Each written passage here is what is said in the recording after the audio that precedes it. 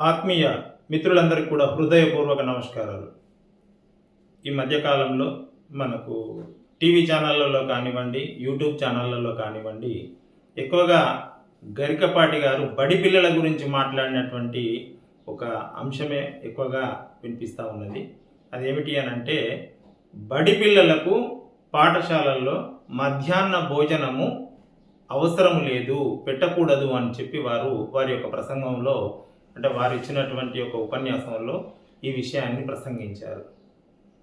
నిజానికి వారు ఆ రకంగా మాట్లాడి ఉండకూడదు. ఎందుకు అనంటే, వారు ఒక ఉన్నతమైనటువంటి స్థాయిలో ఉన్నటువంటి వ్యక్తి, మంచి విజ్ఞానం కలిగినటువంటి వారు, శాస్త్ర పరిజ్ఞానం కలిగినటువంటి వారు. మరి అంతటి వారు ఈ రకంగా మాట్లాడడం ఎంతవరకు న్యాయము అని మనం ఒకసారి ఆలోచించవలసినటువంటి సందర్భం ఎంతైనా ఉంది. వేదము కానివ్వండి, భగవద్గీత కానివ్వండి, ఉపనిషత్తులు కానివ్వండి ఏమంటున్నాయి అని అంటే, పిల్లలకు అన్నం పెట్టడము ధర్మం కాదది పరమధర్మము అని చెబుతా ఉన్నాయి. రెండవది ఏమిటి అనంటే, పిల్లలకు అన్నం పెట్టకూడదు అనడం అనేటువంటిది అది శాస్త్ర విరుద్ధమైనటువంటి వ్యాఖ్యానం అని చెప్పి కూడా మనకు ఇటు వేదము కానివ్వండి, ఉపనిషత్తులు కానివ్వండి, గీత కానీ మనకు వివరిస్తూ ఉన్నాయి. ఇక్కడ ఒక విషయాన్ని మనం గుర్తించాలి. మనకు ఎన్నో సందర్భాలలో ఎన్నో దృష్టాంతాలు ఉన్నాయి. వేదవ్యాసుడు కాశీ పట్టణంలో ఒక సందర్భంలో తన శిష్య పరివారంతో భిక్షాటనకు వెళ్ళినప్పుడు అతనికి భోజనం దొరకనప్పుడు ఆయన కాశీ పట్టణాన్ని నుండి వెళ్ళిపోవడానికి, తర్వాత కాశీ పట్టణాన్ని శపించడానికి పూనుకుంటాడు. అప్పుడు అగస్త్యుడు వస్తాడు. సరే, అతనికి చెప్తాడు. అంటే వ్యాసో నారాయణో హరి అని భగవతాంశ సంభూతుడైనటువంటి వ్యాసుడు, ఒక ఋషీశ్వరుడు, ఆయనకు భోజనం దొరకలేదు అని చెప్పి కాశీ పట్టణాన్ని శపించడానికి, అంటే ఒక అన్నపూర్ణాదేవి తిరుగాడేటువంటి ఒక ప్రదేశంలో నాకు అన్నం దొరకదా అని, అంటే ఆకలి విలువ మనం గుర్తించవలసింది. అంటే అతను ఋషీశ్వరుడైనా ఎవరైనా ఆకలి ఎంత విలువైనదో, ఎంత గొప్పదో, ఎంత బాధాకరమైనటువంటిదో మనం ఆలోచించాలి. అటువంటి ఋషులే తట్టుకోలేనటువంటి ఆకలి ఇది. అందులో పసిపిల్లలకు అన్నం పెట్టకూడదు అనడం అనేటువంటిది ఎంత విడ్డూరమో మనం ఆలోచించవలసినటువంటి అవసరం ఉన్నది. ఇక్కడ అంత విశ్వామిత్రుడు కూడా ఆయన భిక్షాటనకు పోయినప్పుడు భవతి భిక్షాందేహి అని చెప్పి ఒక ఇల్లాలు వాకిట్లో నిలబడి పిలిచినప్పుడు ఆమె ఆహారం తీసుకురావడానికి ఆలస్యం చేస్తేనే కోపోద్రేకితుడవుతాడు ఆయన. అంటే సృష్టికి ప్రతి సృష్టి చేసినటువంటి మహానుభావుడు విశ్వామిత్రుడు. ఆయన కూడా ఆకలికి తాళలేకపోయాడు. ఆయన అంటే ఏది జ్ఞానమే ముఖ్యము, విద్యనే ముఖ్యము, శాస్త్రమే ప్రామాణికము అని మరి అంతటి సృష్టికి ప్రతి సృష్టి చేసినటువంటి మహానుభావుడు ఆయనకి జ్ఞానం తక్కువ ఉన్నదా? మరి ఆయన ఎందుకు ఆకలి కోసం అని చెప్పి భిక్షాటనకు బయలుదేరాడు ఆయన? అంటే ఈ రకంగా మనము చెప్పుకుంటూ పోతే చాలా దృష్టాంతం. ఈ తెలంగాణలో ఎన్ని మాటలు, నాభికాడ చల్లగా ఉంటే నవాబుతో జవాబు ఇస్తానని అంటారు. పుడిసినమ్మకు పొడిసినా సావు లేదని తెలంగాణలో ఒక సామెత ఉంటుంది. ఇంకా పెట్టకున్నా కానీ పెట్టే ఇల్లు చూపెట్టాలి అనేటువంటిది అది ఒక చక్కని ధర్మం ఇది. అట్లాంటిది పసిపిల్లల నోటికాడి కూడును ఎత్తగొట్టే అటువంటి వ్యాఖ్యానం చేయడం అనంటే అది ఎంత విడ్డూరము, ఎంత హాస్యాస్పదమో మనం ఆలోచించాలి.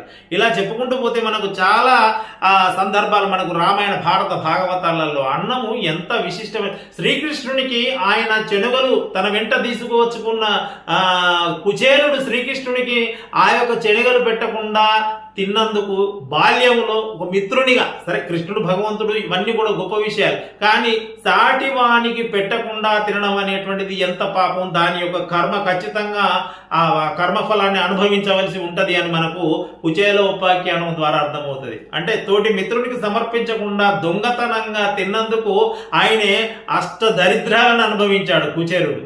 ఇట్లా మనకు ఎన్ని ఉన్నాయి శాస్త్ర ప్రామాణికమైనటువంటి అంశాలు. మరి ఇటువంటి యొక్క ఈ పుణ్యభూమిలో శాస్త్రాలను అనుసరించి శాస్త్ర ప్రకారంగా జీవించి శాస్త్రాలు, వేదాలు, ఉపనిషత్తులు అని చెప్పేటువంటి సంస్కృతి లోపల ఆత్మలకు అన్నం పెట్టేటువంటి సంస్కృతి ఉన్న ఈ సమాజంలో, అంటే తాత ముత్తాతలకు, తండ్రులకు తర్పణాలు పెట్టి అన్నాన్ని సమర్పించి తర్పణాలు ఇడిచే అటువంటి సంస్కృతిలో కొనసాగుతున్నటువంటి ఈ సమాజంలో చిన్నారులు, పసిపిల్లలు అటువంటి వారికి అన్నం పెట్టకూడదు అని అనడం అనేటువంటిది ఎంతటి కుసంస్కారం మనకు అర్థమవుతా ఉన్నది. సరే, ఒక సంఘ సంస్కర్తగా ఈ సమాజంలో ఏదన్నా రుగ్మతలు అంటే దురాచారాలు, దుర్మార్గపు ఆచారాలు, కుసంస్కారం ఉంటే వాటిని ఖండించాలి. కానీ పసిపిల్లలకు పెట్టేటువంటి ఆహారాన్ని పెట్టడం అవసరమా? వాళ్ళకి ఇష్టం ఉంటే రావాలి, లేకుంటే మానేయాలి. ఇక్కడ విద్యనే ప్రామాణికం, చదువే మనకు ముఖ్యము. ఏం చదువు? అసలు ఈ ప్రపంచం లోపట ఆకలి అనేది లేకపోతే ఈ ప్రపంచం ముందుకే సాగదు. ఎందుకనంటే ఆకలి ఉన్నది కాబట్టే మనిషి ఎంతో కొంత సంపదను కూడా కట్టుకోవాలనుకుంటాడు. ఆ సంపదను సృష్టించడానికి, అంటే అది వ్యవసాయం కావచ్చు, ఉద్యోగం కావచ్చు, ఏదైనా ఆ సంపదను సృష్టించడానికి శక్తి కావాలి. ఆ శక్తి కావాలి అని అంటే మనిషికి భుక్తి కావాలి, చక్కగా ఆహారం కావాలి, తిరిగి అన్నం దగ్గరికి వస్తారు. అన్నాన్ని సృష్టించాలన్నా శ్రమ చేయాలి, ఆ శ్రమకు శక్తి కావాలి, ఆ శక్తికి మళ్ళీ అన్నమే అవసరం ఉంటది. అన్నం అందుకే పరబ్రహ్మ స్వరూపం అని అన్నారు. అన్నము పారేయడం కూడా ఒక దుర్మార్గమైనటువంటి లక్షణం. అన్నము ఎంతో పొదుపుగా వాడుకోవాలి, అది అవసరమన్న వాళ్ళకి ఇవ్వకపోవడం కూడా అది శాస్త్ర విరుద్ధమైనటువంటి మాట. ఎందుకు అనంటే అన్నము అనేటువంటిది జీవాన్ని బ్రతికించేది, జీవాన్ని జీవికి శక్తినిచ్చేది, భౌతిక శరీరానికి ఒక దారుఢ్యాన్ని, శక్తిని ఇచ్చేటువంటిది. అటువంటి అన్నము పసిపిల్లలకు పెట్టకూడదు అని అనడము ఎంతటి హాస్యాస్పదమో మనం ఆలోచించాలి. అన్నాన్ని గురించి ఒక అద్భుతమైనటువంటి శ్లోకము మనకు తైత్తరీయ ఉపనిషత్తులో ఉన్నది. ఆ శ్లోకాన్ని నేను యథాతథంగా స్క్రీన్ మీద ఇస్తాను. అన్నం బ్రహ్మేతి విద్యాత్ అన్నం నా నింద్యాత్ కదాచన అన్నం బహు కుర్వీత నిత్యం బాలానాం పోషణం శుభం. అయితే దాని యొక్క వివరణ ఏమిటి అని అంటే, అన్నము పరబ్రహ్మ స్వరూపము. అన్నాన్ని ఎప్పుడు కూడా ఏ సమయంలో కూడా నిందించకూడదు, అంటే తక్కువ చేసి మాట్లాడకూడదు. ఇంకా సాధ్యమైనంత వరకు అన్నాన్ని ఎక్కువగా వండి సాధ్యమైనంత మందికి వడ్డించాలి అనేటువంటిది.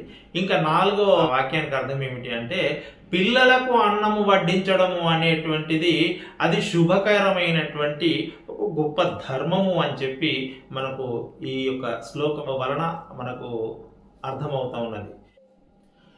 పిల్లలకు అన్నం పెట్టడము అనంటే అది కేవలం కర్తవ్యం కాదు, అది వేదోక్త ధర్మము అని చెప్పి మనకు శాస్త్రాలు ఘోషిస్తూ ఉన్నాయి.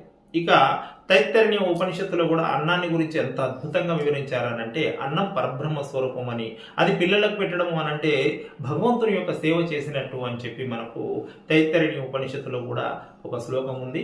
అది ఒక వాక్యం, నేను అది స్క్రీన్ మీద ఇస్తాను. అన్నం బ్రహ్మేతి వ్యజానాత్. ఇక వేదం ఏది, మనకు ఋగ్వేదంలో కూడా అద్భుతంగా ఒక మనకు వేదోక్తి ఉన్నది. దాని యొక్క అర్థం ఏమిటి అని అంటే, ఇతరులకు పెట్టకుండా తినేటువంటిది ఆహారం అంతా కూడా పాప భూయిష్టమైనటువంటిది, అది పాపం చేసినంత సమానమైనటువంటిది అని చెప్పి మనకు ఋగ్వేదంలో కూడా తెలియడం జరుగుతుంది.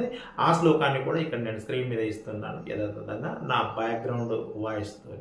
కేవలాఘే భవతి కేవలాది భావము తనకే తాను తినువాడు పాపి.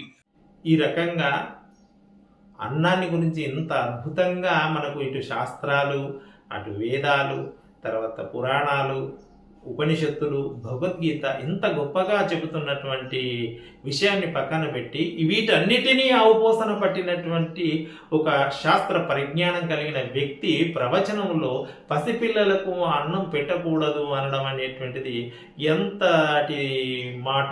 దాన్ని నేను ఏమనాలో, నేను అంతటి వ్యక్తిని దూషించడానికి నాకు నోరు రావడం లేదు, కానీ ఆ మహానుభావుని, కానీ ఆయన ఇలా మాట్లాడకుండా ఉండాలి. వాస్తవంగా ఇప్పుడు ఇతరులు మాట్లాడితే ఎవరు పట్టించుకోరు, అటువంటి మహానుభావుడు మాట్లాడినప్పుడు ఎవరైనా పట్టించుకుంటారు కదా. ఇది ఏదో చెప్పినట్టు అమ్మ పెట్టది అడుక్కొని తిననీయదని తెలంగాణలో ఒక సామెత ఉంటుంది. అంటే తానుగా దాన ధర్మాలు చేయాలి అని చెప్పడము, తర్వాత తాను స్వయంగా వాటిని నిర్వర్తించి చూయించవలసినది పక్కన పెట్టి ప్రభుత్వము పిల్లలకు అందిస్తున్నటువంటి పోషకాహారాన్ని గురించి ఇంత ఎద్దేవా చేసి మాట్లాడుతూ దాన్ని అది పెట్టకూడదు అని, అదే అవసరం అనుకున్నవాడు బడికే రాకుండా పర్వాలేదు అని చెప్పి ఇలా మాట్లాడడం, అందులో గుడ్డును ఎంత అవమానించి మాట్లాడాడు ఆయన. ఏ గాడిది గుడ్డు అని అన్నాడు. ఈ సృష్టిలో గాడిదలు గుడ్డు పెట్టేటువంటి మరి సమాజాన్ని ఆయన ఎక్కడ చూశాడు, ఏ శాస్త్రంలో అది ఉన్నదో నాకైతే తెలియదు. గాడిదలు గుడ్డు పెడతాయని అది ఏదో లోకంలో మాట్లాడుకునే మాటను ఒక ప్రవాచకుడు, ఒక భాషావేత్త, ఒక మంచి అనర్ఘలమైనటువంటి సుసంపన్నమైనటువంటి తెలుగు సాహిత్యాన్ని పండించేటువంటి వ్యక్తి గాడిద గుడ్డు అని మాట్లాడడం నిజంగా అండ పిండ బ్రహ్మాండం అని అంటారు. ఈ బ్రహ్మాండమే అంటే ఈ యొక్క విశ్వం అంతా కూడా అండము ఆకారంలో ఉన్నది అని చెప్పేటువంటి ఒక అద్భుతమైన మాటని, అండము అనేటువంటి దాన్ని అండపిండ బ్రహ్మాండము అని అంటాం. అటువంటి అండాన్ని గాడిద గుడ్డు అని పోల్చి మాట్లాడడం నిజంగా అది చాలా విడ్డూరకరమైనటువంటి విషయం.